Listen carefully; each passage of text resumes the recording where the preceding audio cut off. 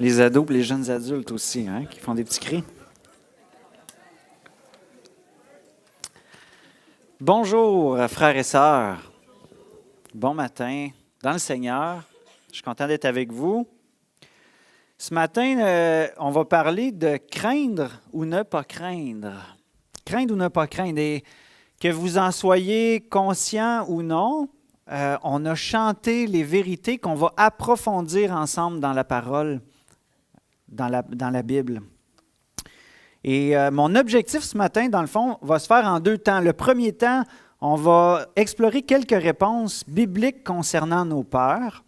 Et dans un deuxième temps, mon objectif, c'est de vous faire découvrir comment la crainte de Dieu, dirigée par l'amour, est une bonne chose pour chacun de nous. Fait qu'on va explorer ensemble le thème de la crainte. Premièrement, j'aimerais ça nous rappeler qu'on le veuille ou pas.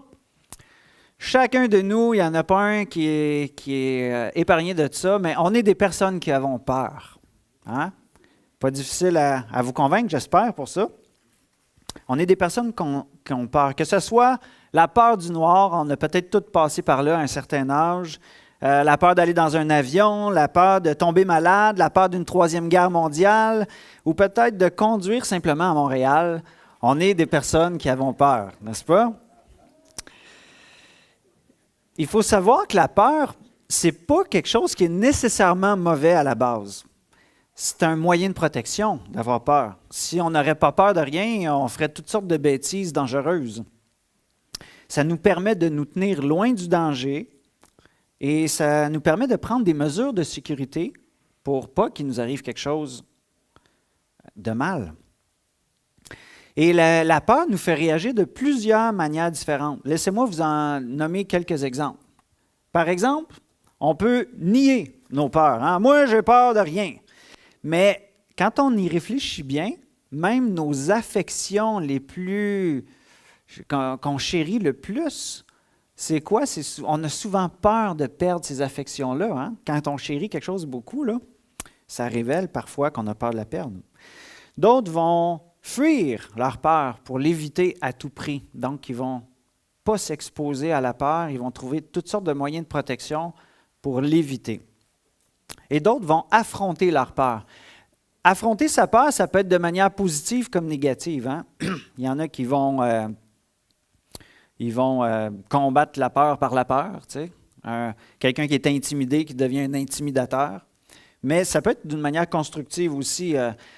Si vous connaissez Serge Caron, il vous a sûrement déjà dit que quand il était plus jeune, il avait peur des chiens. Hein? Et il est devenu maître chien. Quand il avait peur des autres, il est devenu karatéka, ceinture noire, troisième dame. Il a été dans le SWAT aussi. Fait que, il a affronté ses peurs pour pouvoir les vaincre. Mais malheureusement, parfois, nos peurs vont trop loin.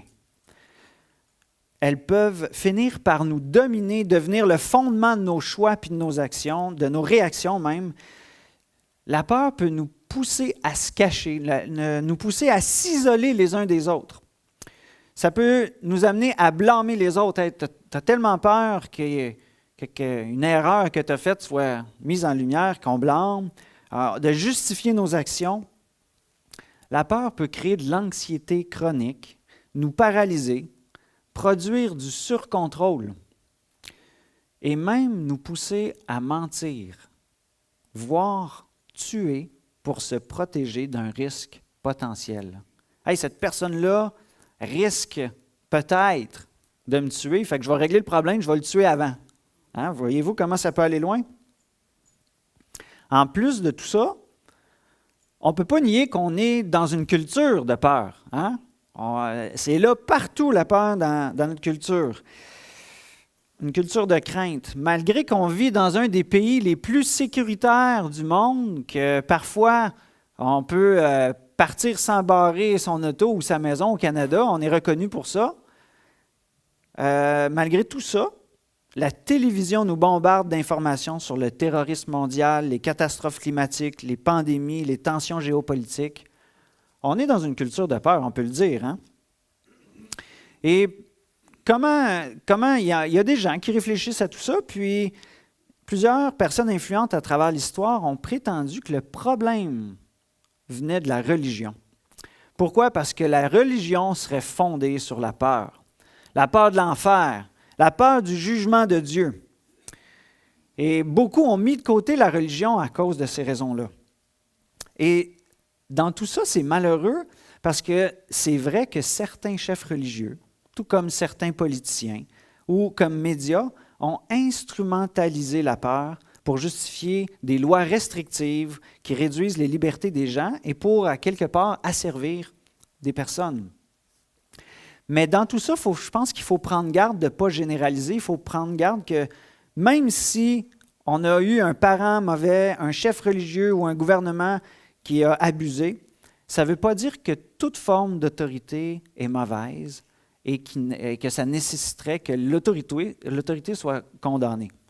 Je pense qu'il faut faire attention de ne pas tomber dans ces pièges-là. Donc, si plusieurs considèrent que le Dieu de la Bible, ce n'est que des superstitions pour faire peur au peuple, vers quoi les gens ou la société s'est tournée pour remédier au problème de la crainte?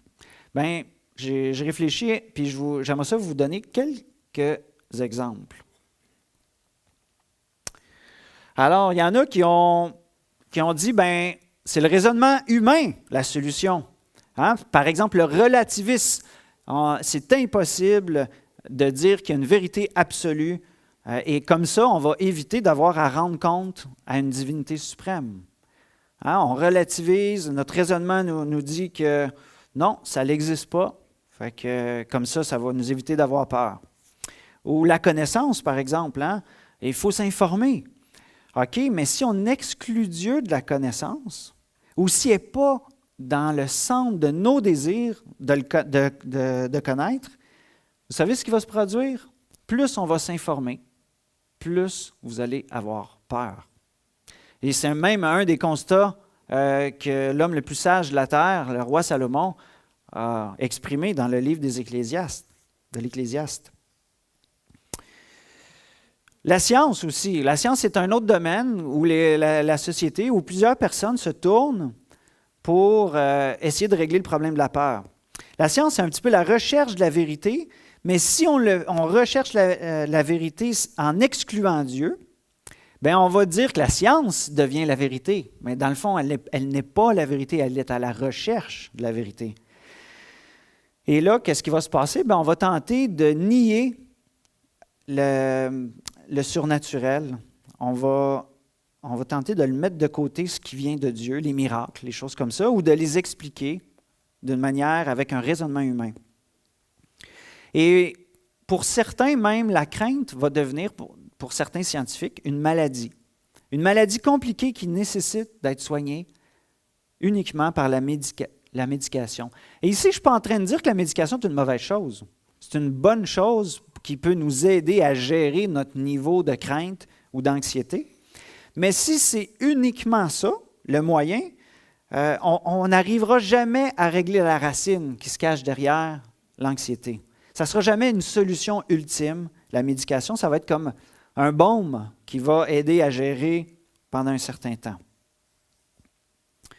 D'autres vont aller vers les sentiments de notre cœur. Hein? Le moyen d'être libéré de la peur, c'est de se laisser guider par ce qu'on ressent.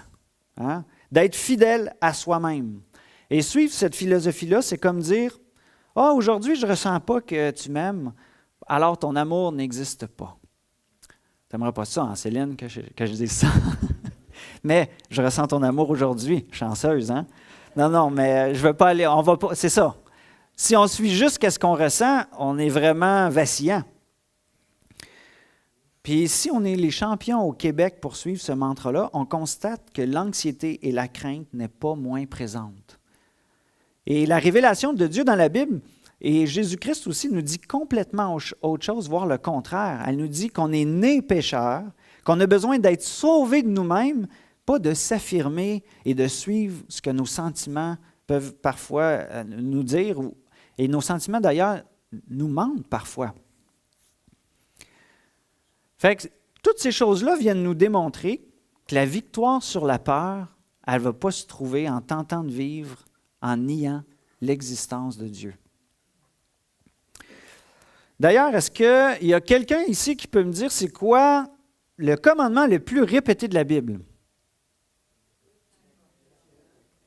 Ne crains pas. Ne crains pas. Dieu prend le temps, à travers toute sa révélation, de nous rassurer de ne pas craindre. Plus de 365 fois, cette ordonnance-là nous est donnée dans la Bible. Imaginez, au moins une fois par jour, Dieu, dans sa parole, nous dit de ne pas craindre. C'est qu'à quelque part, il sait qu'on a cette tendance-là, non? Et que nos peurs soient réelles ou pas, Dieu veut nous rassurer. Il veut nous délivrer de la domination de la peur dans nos vies. Même si on est dans un monde brisé par le péché. Et si vous prenez les histoires des Écritures, on parle de souvenirs, Normand en a parlé tout à l'heure, il y a toutes sortes d'histoires qui nous rappellent de ne pas craindre. Si vous lisez l'Ancien Testament, le livre des Rois, par exemple, qui nous rappelle de ne pas craindre les autres dieux, de s'appuyer sur lui, de lui faire confiance, puis que c'est lui qui allait apporter la délivrance. Et en plus, on a le témoignage du peuple d'Israël dans lequel c'est arrivé. Dans les évangiles, Jésus nous rappelle constamment de ne pas craindre. Craignez pas ceux qui peuvent tuer le corps. Il nous rappelle de ne pas s'inquiéter du lendemain. Le lendemain, il va prendre soin de lui-même. Il va nous dire même, si vous vous faites amener devant les gouvernements, dans les synagogues, les magistrats, les autorités, inquiétez-vous pas de la manière dont vous allez répondre. Le Saint-Esprit va être là, puis il va vous guider sur ce que vous allez avoir à dire. Et on pourrait continuer comme ça, encore et encore. La Bible est remplie de commandements, de la recherche de l'amour de Dieu nous enseigne à ne pas avoir peur. Et si Dieu cherche à nous rassurer constamment comme ça, pourquoi est-ce qu'on a souvent si peur? Vous vous rappelez peut-être l'histoire dans laquelle Jésus avait ordonné à ses disciples d'aller de l'autre côté du lac. On l'a chanté tout à l'heure. Et une tempête menaçante tombait sur eux. Et dans cette histoire-là, Jésus a mis en évidence la racine de la plupart de nos peurs, notre manque de confiance en lui. Notre manque de confiance en lui. Jésus leur dit, il leur dit, « Pourquoi êtes-vous si craintifs, hommes de peu de foi? » Jésus avait commandé de traverser l'autre côté. Si Jésus le commande, est-ce que c'est une tempête qui va l'arrêter? Avec leur histoire, on le sait que non. Mais même sans l'histoire, Dieu veut nous rassurer qu'il n'y a rien qui peut stopper sa parole. Sa parole est toute puissante.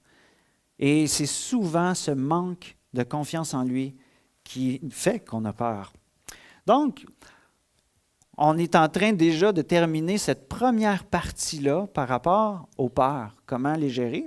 Et comme première application, si la grande majorité de nos peurs dans la vie sont plutôt liées à un manque de confiance en Dieu, j'aimerais ça, ce matin, que tu puisses réfléchir à une de tes peurs. Ou à une chose que tu chéris et que tu as peur de perdre. J'aimerais ça que tu puisses prendre le temps aujourd'hui d'apporter ta peur aux pieds de Jésus et que tu prennes le temps d'écouter ce qu'il a à dire. Et là, ici, on ne va pas tout lire les milliers de versets qu'il y a sur la peur, mais de prendre le temps de rechercher dans sa parole qu'est-ce que Dieu dit à propos de ta peur. Est-ce qu'il y a quelque chose qui dit sur ta peur? Est-ce qu'il y a quelque chose qui dit sur lui-même pour te rassurer et te consoler? Est-ce qu'il y a une promesse pour toi? La Bible est remplie de promesses pour ceux qui ont peur, mais qui se tournent vers lui dans leur peur pour rechercher protection et réconfort. Et je t'invite à mémoriser ce que Dieu dit concernant ta peur, afin que la vérité t'affranchisse de la peur. Si on lit vite, puis qu'on ne prend pas le temps de la répéter, cette vérité, jusqu'à temps qu'elle vienne se graver dans notre cœur, mais que notre peur, elle, on y pense à chaque jour, on la lit, on la mémorise, bien, à un moment donné, Tu sais, là où est ton trésor, là où sera aussi ton cœur. Fait que si c'est ta peur que tu chéris puis que tu nourris, ben, elle va prendre toute la place. Et puis finalement, c'est quoi le changement que tu dois faire pour affronter ta peur? Réfléchis à ça. Parce que Dieu, quand il y a une vérité, une promesse, eh bien, il t'amène à faire un changement dans ta situation, à ne pas rester dans le même état. Ton changement de cœur va produire une différence. Fait que là, on a parlé un petit peu de la peur, mais maintenant, qu'en est-il de Dieu? Si les êtres humains, parfois, ont fait de l'abus spirituel en utilisant la peur de Dieu, est-ce qu'il faut vraiment avoir peur de Dieu? Faut-il le craindre ou non? Et après tout, Proverbe 9.10 nous dit « Le commencement de la sagesse, c'est la crainte de l'Éternel. » OK, qu'est-ce qu'il veut dire? Il y a d'autres passages, là, je regardais un petit peu dans Deutéronome 4.24, dans Exode 24.17, dans Ésaïe 30.27, dans Hébreux 12.29. La parole de Dieu nous dit que Dieu est un feu dévorant. Faut-il avoir peur de Dieu ou non? Faut-il le craindre ou non? Peut-être que vous vous demandez même comment la crainte de Dieu peut se marier avec un Dieu d'amour et de grâce qu'on découvre dans la personne de Jésus. Est-ce que Dieu est différent? Est-ce que le Dieu de l'Ancien Testament n'est pas le même que le Dieu du Nouveau? Et pour répondre à cette question, j'aimerais vous lire un passage des Écritures qui semble bizarre à première vue. Et ce passage-là se trouve quand Dieu donne les 10 commandements au peuple d'Israël dans Exode 20, versets 18 à 20. On va le lire ensemble. Exode 20, versets 18 à 20. Tout le peuple entendait les coups de tonnerre et les sons de la trompette et voyait les flammes de la montagne fumante. À ce spectacle, le peuple tremblait et se tenait à bonne distance. Ils dirent à Moïse, « Parle-nous, toi, et nous t'écouterons. Mais que Dieu ne nous parle pas, sinon nous mourrions. » Moïse dit au peuple, « N'ayez pas peur, car c'est pour vous mettre à l'épreuve que Dieu est venu, et c'est pour que vous ayez sa crainte devant les yeux, afin de ne pas pécher. » Wow, il me semble que ça ne marche pas, ce verset-là. Comment ces deux expressions-là, « n'aie pas peur pour que vous ayez de la crainte », peuvent-ils cohabiter dans la même phrase? Moi, ça bug un peu. Je ne sais pas vous. À première vue, en tout cas, ça semble être contradictoire. Pas avoir peur pour avoir de la crainte. On est comme devant un dilemme. Et pour répondre à ce dilemme-là, j'aimerais vous poser une question. Est-ce que vous avez déjà vécu un orage de proche avec des éclairs aveuglantes, un tonnerre fracassant, des vents violents, de la pluie qui tombe à l'horizontale? Quelque chose là, vous n'avez peut-être pas vu ce genre à ce point-là, mais vous avez peut-être vu quelque chose qui peut être un petit peu power, là, un peu puissant, qui peut faire trembler. Et comment on se sent quand on voit ce genre de situation-là? On peut, je pense, avoir deux types de réactions qui peuvent être pas loin l'une de l'autre, mais qui sont différentes. On peut être complètement terrifié, croire que c'est certain ou presque qu'il y a un éclair qui va nous tomber dessus, ou on peut être stupéfait, rempli de respect, nous sentir tout petits, mêlés d'un émerveillement devant la grandeur et la puissance extraordinaire de Dieu. Et j'ai vécu ces deux types de réactions-là devant une tempête. Et je crois que cette réaction-là peut être la même chose devant Dieu. Dieu est infiniment puissant, infiniment saint, juste, sage, miséricordieux, généreux et gracieux. Devant lui, on peut être complètement terrifié à l'idée que son jugement tombe sur nous ou rempli d'un émerveillement respectueux à son égard. Pourquoi? Parce qu'il existe deux types de crainte. Le premier type, c'est la crainte qui découle du péché. Quand est-ce que l'homme a commencé à avoir peur de Dieu? Dans le Jardin d'Éden. Avant, dans le Jardin d'Éden, il y a eu un moment où il n'y avait pas peur de Dieu, puis un moment où ils ont eu peur de Dieu. Parce que Dieu marchait avec l'être humain chaque jour, était l'ami de l'être humain, lui montrait sa création, lui faisait participer à sa création. Il déployait toute sa bonté, elle était là. Il vivait dans une relation harmonieuse avec l'être humain. Et l'être humain avait un profond respect pour qui est Dieu, était émerveillé dans sa présence. Mais Satan nous a trompés en déformant notre vision de Dieu par le mensonge, en le présentant comme une menace pour nous et pour nos libertés. Hey, il te prive du bonheur, ce Dieu-là. C'est un maître sévère et terrible. Et qu'est-ce qui s'est passé quand on a mordu à ce mensonge-là?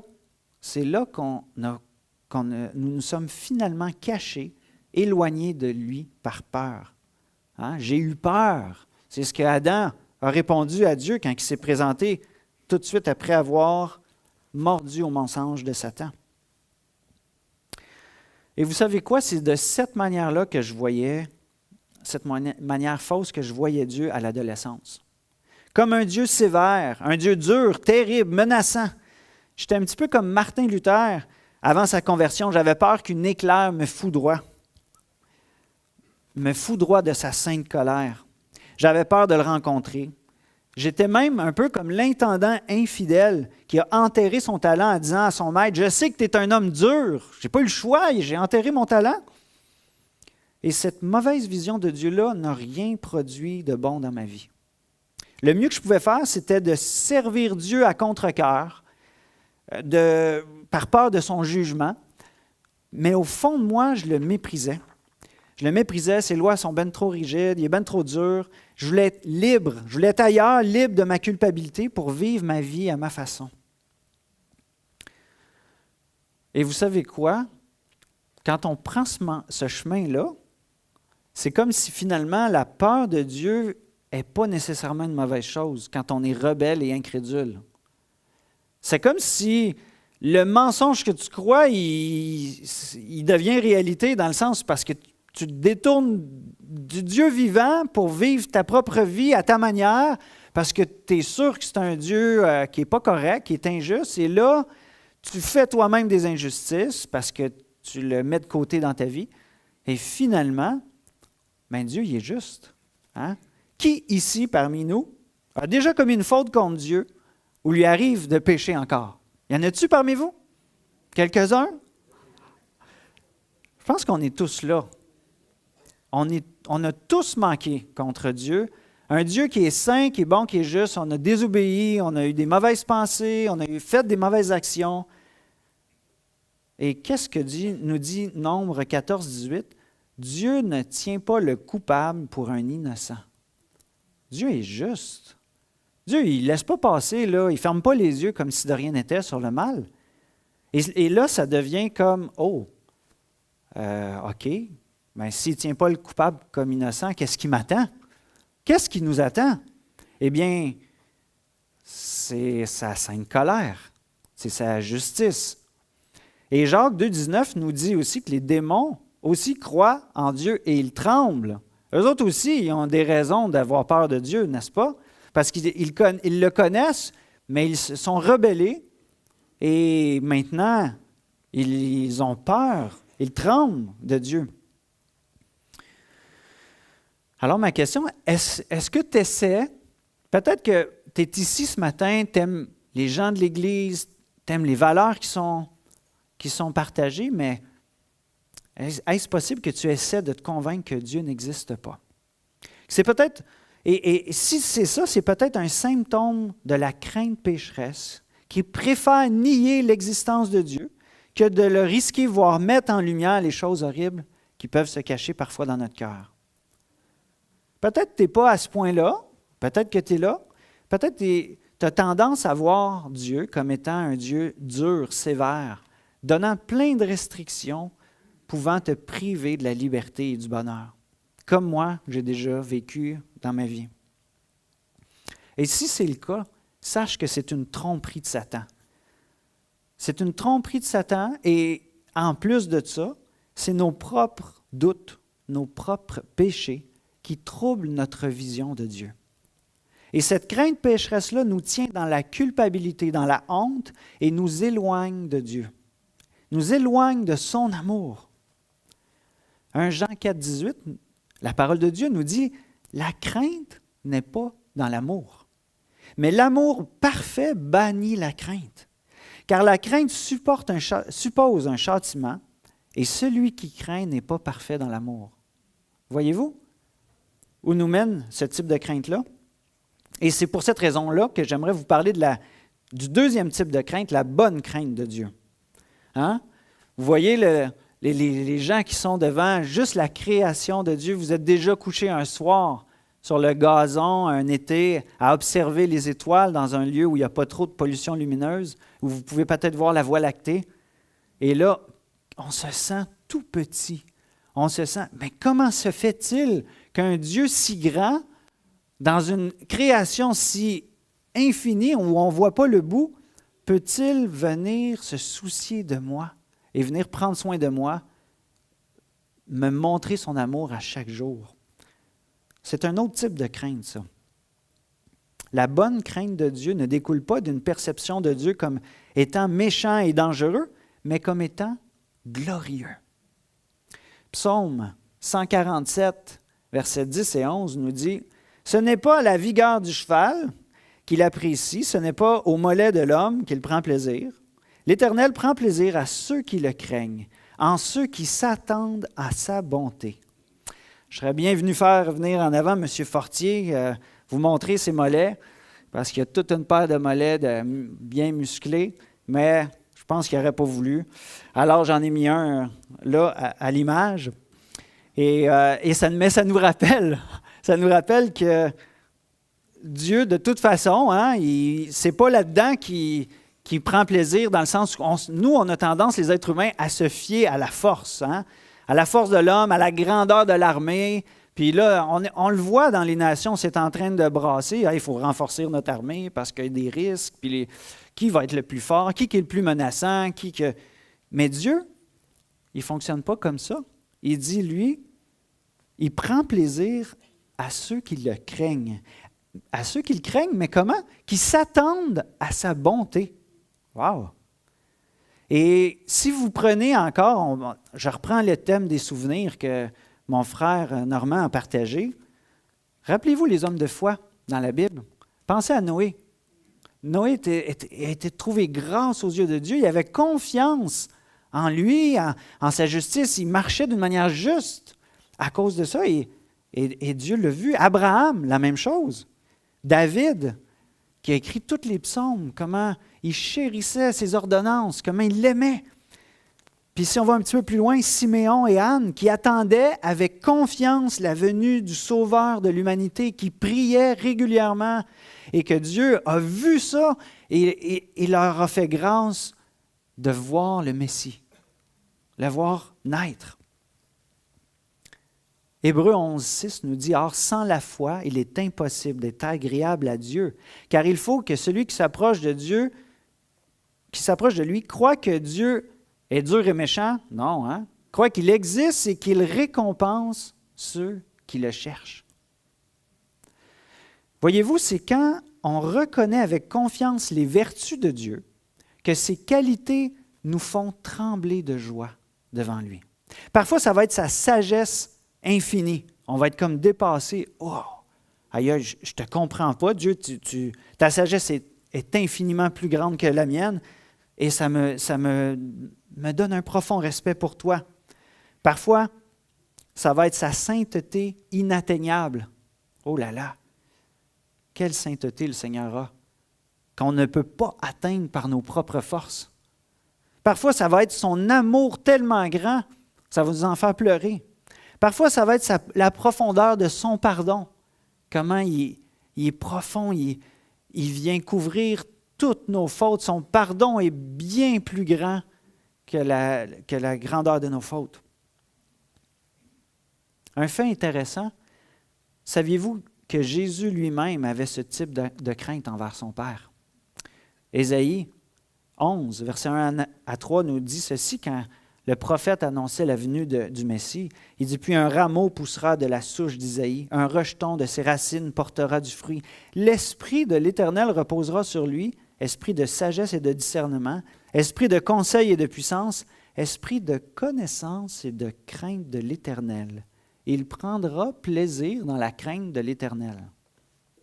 Est-ce que Jésus a une peur terrifiante de Dieu, vous pensez, de son Père? Non. Il y a un profond respect qui l'a amené à l'obéissance, à obéir même jusqu'à la mort de la croix, parce que sa confiance reposait sur son Père.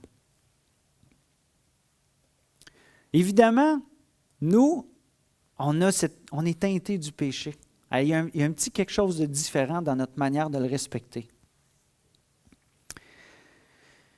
Mais si Dieu nous fait connaître une partie de sa grandeur à travers la création, je vous l'ai montré tout à l'heure avec les étoiles, ou quand on marche dans un parc, qu'on entend les oiseaux chanter, quand on le contemple en tant que créateur,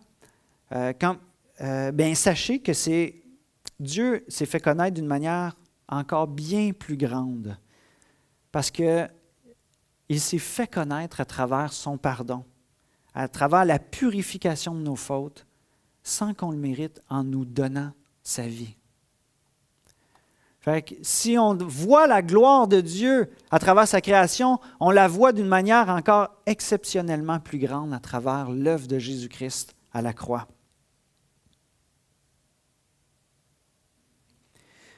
Dieu a fait retomber sa sainte colère sur lui à la croix afin qu'on puisse être réconcilié avec lui et qu'on mène une nouvelle vie.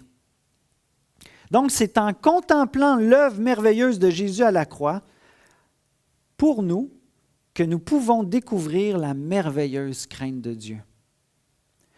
C'est ce sentiment-là que cette femme de mauvaise vie avait lorsqu'elle s'est mise aux pieds de Jésus en pleurant, en essuyant ses larmes avec ses cheveux. Ce sentiment d'un profond respect pour le pardon et l'amour de Dieu. Et Jésus l'a élevé, cette femme-là, en lui disant à celui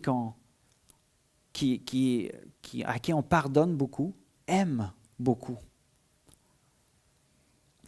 Et Jérémie 32, 38 à 40 nous dit, je l'ai ici, « Ils seront mon peuple et moi je serai leur Dieu. Je leur donnerai un seul cœur et un seul chemin afin qu'ils aient toujours la crainte de moi, pour le bonheur et celui de leurs enfants après eux. Je conclurai avec eux une alliance éternelle d'après laquelle je ne renoncerai plus à eux, mais je leur ferai du bien et mettrai la crainte qui m'est due dans leur cœur pour qu'ils ne se détournent plus de moi. » Wow! C'est beau, vous ne trouvez pas? Ça, c'est l'œuvre de Dieu là, dans notre vie, quand l'Esprit Saint se révèle à nous et qu'il enlève le voile, les mensonges qu'on croit à propos de lui.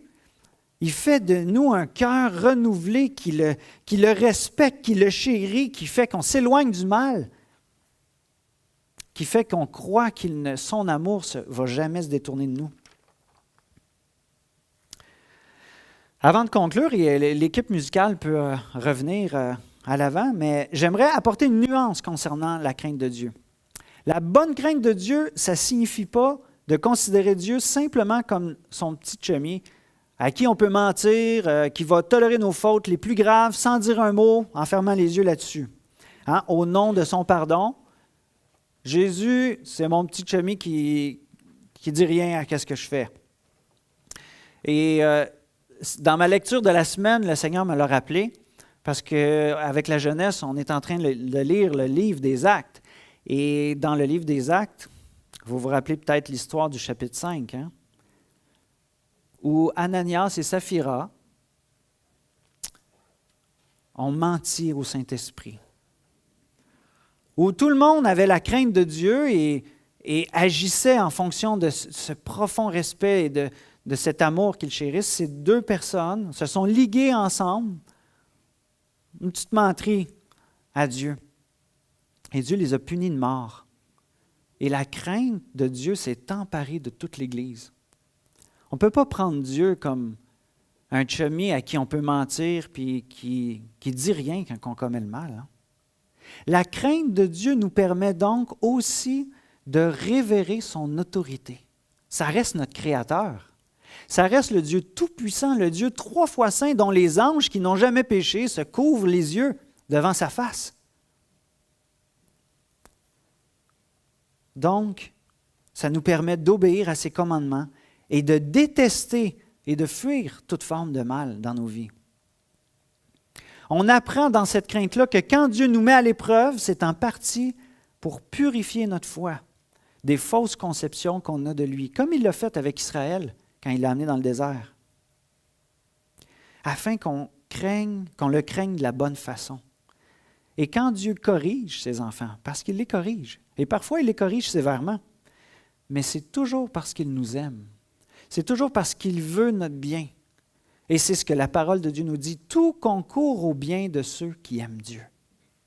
Donc, en conclusion, je t'invite ce matin de passer de la crainte pécheresse à la crainte dirigée par l'amour de Dieu. Change ta façon de voir Dieu. Pour ma part, c'est à 19 ans que Dieu s'est fait connaître à mon cœur pécheur, qui a fait connaître à mon cœur pécheur la grandeur de sa gloire à travers son pardon. C'est là que j'ai réalisé que Jésus était mort sur la croix pour moi, qu'il n'a pas décidé de me foudroyer dans un orage, mais qu'il a décidé de déverser sa colère sur son Fils pour que je puisse vivre. Est-ce qu'il y a quelqu'un ce matin parmi nous qui découvrait aujourd'hui pour la première fois, d'une manière nouvelle, renouvelée, ce Dieu glorieux-là qui mérite toute notre adoration et notre crainte, mais pas une crainte de ce Dieu dur et méchant, mais ce Dieu merveilleux qui mérite notre adoration. Si ce matin, pour toi, c'est une découverte, eh bien, je t'invite à placer toute ta confiance en ce Sauveur glorieux qui te pardonne entièrement toutes tes fautes et qui t'invite à le suivre, à le connaître, à lui faire confiance.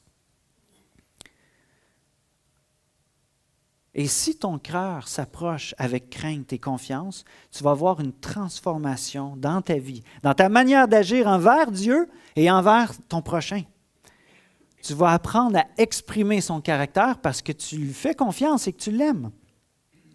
Maintenant, si tu connais déjà le Seigneur Jésus, mais que tu luttes dans ton cœur avec une vision erronée de Dieu, que ce soit comme ton chummy qui ferme les yeux sur tout, ou que ce soit comme un Dieu dur et capricieux, je t'invite à renouveler ton intelligence en le découvrant à travers sa parole, en t'engageant à nouveau à lui faire confiance, à peut-être délaisser une amertume que tu traînes depuis des années envers Dieu à cause d'une fausse conception de lui. Sur ce, mes frères et sœurs, on va prier. Ah Seigneur, on est tous conscients qu'on lutte avec des peurs. On te remercie pour ta parole ce matin qui vient nous rappeler que même nos échecs, la peur des conséquences de nos fautes, la peur irrationnelle ou même la peur de certaines menaces qui sont réelles dans nos vies, ne sont rien à comparer de ta gloire, de ta puissance, de ton amour, de cette parole dans laquelle tu nous invites à ne pas craindre, à s'appuyer sur toi, à te remettre nos craintes. Je te prie, Seigneur, pour mes frères et sœurs, que chacun de nous, ce matin, on puisse ressortir d'ici avec ce désir d'aller devant toi, de te partager, de t'ouvrir notre cœur complètement et de te laisser nous transformer. Seigneur, je te prie aussi pour chacun de ceux qui sont ici ce matin, s'il y a quelqu'un qui découvre qui tu es.